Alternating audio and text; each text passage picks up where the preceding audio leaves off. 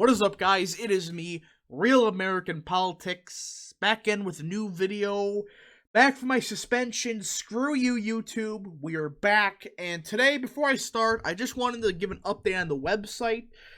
It's going to be coming soon. It is very close to being done, and I have a special feature on the website for those that want to help support Real American Politics against the censorship, because it's time we start fighting back.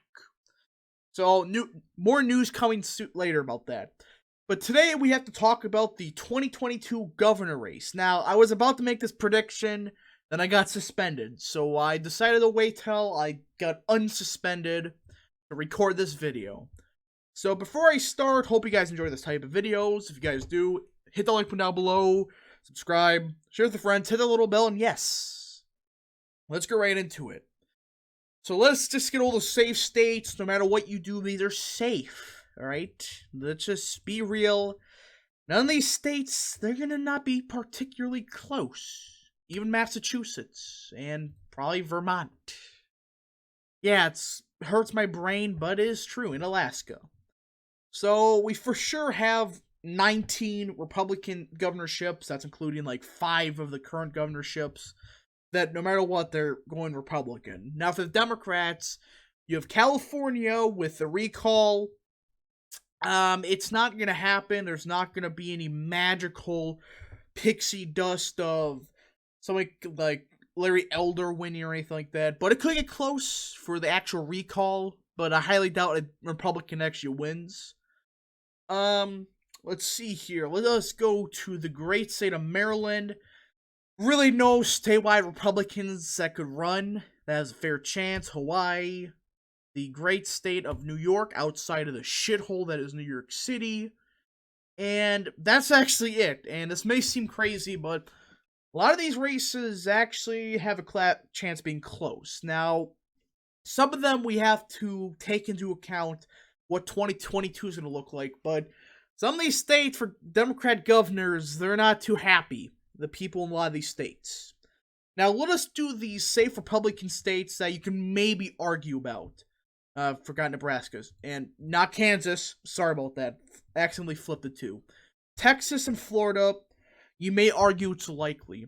Highly doubt with Texas. I mean, even if it's Dan Huffins that's nominee, I do believe he would win by 11 or 12, especially in the environment. I mean, Pete's sake, a bot is, even if it's not a bot, it's still a 12-point win for Republicans, with a generic ballot being like R+2. And with a bot, it's probably like R+22, or something crazy like that. So Texas, safe Republican, most likely. Florida, it comes down to just, if Democrats, like, pick the correct candidate or somehow, maybe gets within 10. But DeSantis is showing his leadership with the recent tragedies that have happened in Florida. And the Democrats, their main fundraising people, well, they're getting all their fundraising money from California and New York, not from Florida. So that tells you where the state of the race for that state is. But, yes. So, now we have to also pick New Jersey, the Democrats. Yes, it theoretically could be within 10, but I just don't think the Republican candidate will get within 10. Could be down by 11. I just don't think it's be like 9 or 10 or anything like that. So I do believe it's safe Democrat. Same thing in Colorado. Now, Colorado's a weird state, but that state's gone for the Republicans. Unless you run somebody like Cory Gardner that can maybe get it within 10. Highly doubt it. But for now, these are the safe states for both sides. Now, let us start with the great state of Oregon. Brown is not particularly well liked outside of Portland, but I do believe he will still win by 8 to 9%. It really depends how Portland turns out. If like all the Antifa people turns out for him, if they all turn out for the Democrat governor, yeah, probably safe. But with turnout being way down, especially in the Antifa shitholes around the nation, I just think he'll get within 10. May sound crazy, but that's just me. I do believe that the Democrats will still win by like 8 or 9%. Nevada. Oh boy. There is a ton of good candidates for the state of Nevada. Rick Harrison, we all know the meme. He's a very good candidate if he runs, but even then, there's quite a few solid candidates overall in the state of Nevada. With the Democrat Party imploding and the Republican Party in Nevada finally getting shit together, I do believe Republicans will win the state of Nevada, the governorship, by like 0.5, 0.6. Now, yes, you got the mail-in ballots, but look at North Las Vegas. You want to see why I believe Republicans will win Nevada in 2022? Look at North Las Vegas. Look how it's swung. That's enough said, but Nevada will be won by the Democrats by like or Republicans by 0.5 or 0.6. Arizona, I think Republicans will actually win this race by like 1, 2, maybe 3%. We all know the Secretary of State is the Democrat, is running for the governorship. Well, there's a lot of scandals hitting her now. And with the recent Maricopa County stuff, yeah, may hurt her big time. So I do believe Arizona will go to the Republicans by 2 to 3%. We really don't have a candidate yet for the Republicans, unless somebody declared that I have no clue about. For the Senate-ship, we do have Blake Masters, so that's a good thing. But for now, Arizona will be lean Republican for the gubernatorial race. Now for New Mexico. Depends if Mark Renchetti runs. The Democrat governor there is getting hit with a bunch of sexual scandals. It's disgusting.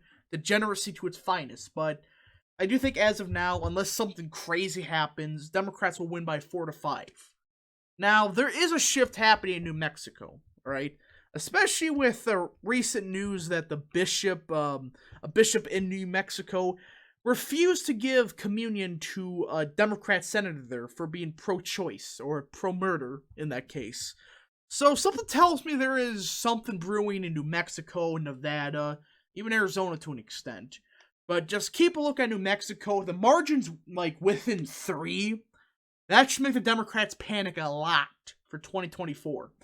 But again, it is a midterm, so maybe it's inflated by low turnout or just party fatigue. We just gotta see what happens. Kansas, Democrat governor will lose probably by 4 or 5%, lean margin. Now we get Illinois. The fat ass there is Pritzker, alright? Pritzker, not well liked in Illinois, but it's still Illinois. I mean, Chicagoland. All you gotta look at is Chicagoland. He's still gonna win by like 9, 10%.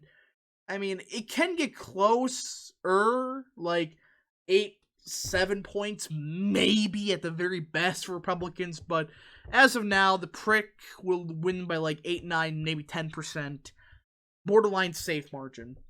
Republicans are winning Iowa and Ohio. I don't care what people say. They're going to win by like each by 8 to 9 points for the governorships. Don't matter who you run there unless it's like some neocon, like straight up garbage. Like you run DeWine again, then you may lose, but he's done, I think. So now we get to Minnesota. We all know Minnesota, a very weird state electorally. The state Senate is Republican, state Assembly's Democrat, the governor's Democrat. I do believe the Democrat governor will win by like 5, 6, 7 points. Likely margin. He is just, I think, way too well liked to really get kicked out of office.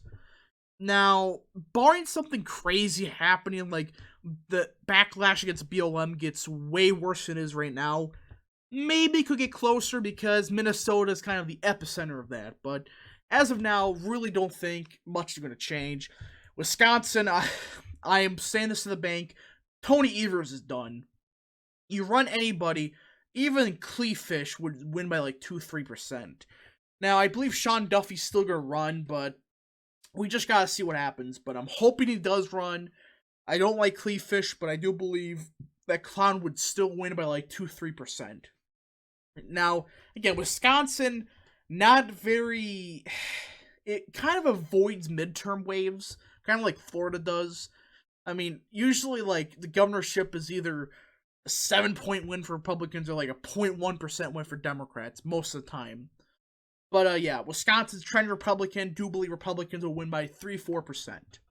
Now you got Michigan. A couple months ago, I would have said lean D. But with the Chad known as Craig running in Michigan, I do believe that he will win by 0.3, 0.4%. If he runs out a Law and Order message, he's very well liked in the Detroit, Wayne County area, maybe even Oakland to a lesser extent, but he is well liked in Detroit. Former police chief, pretty Chad. He was one of the only people that actually did something about the riots before it got bad. So that's why you have Detroit being one of the safer cities in America right now. It's disgusting to say, but that's what happens when you have a competent police chief. I mean, compared to like Minnesota, or Minneapolis, I should say, Detroit was fairly peaceful outside of like one day. Look what the Detroit police did. Enough said, but I do believe Craig will win by 0.3, 0.4%. Depends on turnout. Pennsylvania, same deal. Republicans have very solid candidates across the board. Democrats, not so much. They don't have the popular governor running again. Really, the candidates you look at, I don't think many of them can win a statewide race. You got the Chad Lou running for the Republicans. I think that's enough said. Very good candidates on Republican side, not so much for the Democrats. Now you got Virginia. I'm going to get a lot of flack for this. Get a lot of flake because a lot of people in the election mafia are saying it's safe D. Well, the election mafia's own polls are showing this race within 5. And Trafalgar, the most accurate pollster in America, I don't care what the election mafia says, shows this race within 3 or 4. I think Youngkin's going to lose by 4.5, 4, maybe 3% as of now. But if those fundraising numbers keep up and the Democrats can't do shit in Nova, and the parents keep just flat out revolting, Youngkin could win that race. But for now, I do believe the Democrats will win the governorship, though I think Republicans can take back these delegates, the House of, the state legislature of Virginia, excuse me. But yeah, for now, Virginia is still lean D. Georgia, Vernon Jones is running for the governorship. Now, it depends. The question is, will Brian Kemp survive the primary? If he does, I still think he wins by like 0.2% because he is starting to appease the more Trumpian base in Georgia, mostly with his recent actions. But if it's Vernon Jones, could be very close. Now, it depends who the Democrat is. Probably going to be Stacey Abrams, so I do think Republicans will barely hold on one last time for the gubernatorial race. Now we're up to Connecticut, Rhode Island. I'm not even a likely D. Borderline safe. Maybe Republicans find some phenomenal John F. Kennedy type candidate that could flip the state or something crazy like that. But as of now, nothing much is going to change. Now, New Hampshire, I think Republicans at a statewide level, New Hampshire, one of the best statewide parties, they're actually doing something. I do think even if Chris Sununu retires, or runs for Senate, I should say, it's still going to be a lean R state, especially with the generic ballot being favorable to the Republicans and the statewide party being very competent. And mind you, they're not like those traditional clowns of like Maryland or Massachusetts. Compared to the Northeast, that's pretty conservative. You look at the New Hampshire statewide party. Now again, they're like kind of cringe on social issues to an extent, but way better than Charlie Baker, Hogan Neister, and Phil Scoot. Now we got Maine. Former Republican governor announced he's going to run. He's going to lose by like 4 or 5 points. And that is my current governor prediction.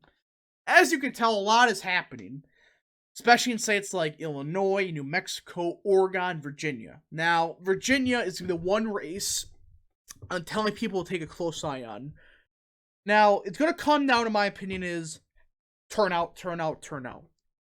If Youngkin can do fairly well in Nova, do just like 3-4 points better in Nova than Trump did, would have way lower turnout in Nova, but do as good as Trump in the rurals and don't suffer that big of a drop-off turnout, it may flip. But as of now, this is my current Senate prediction. A lot of things could change, but yes.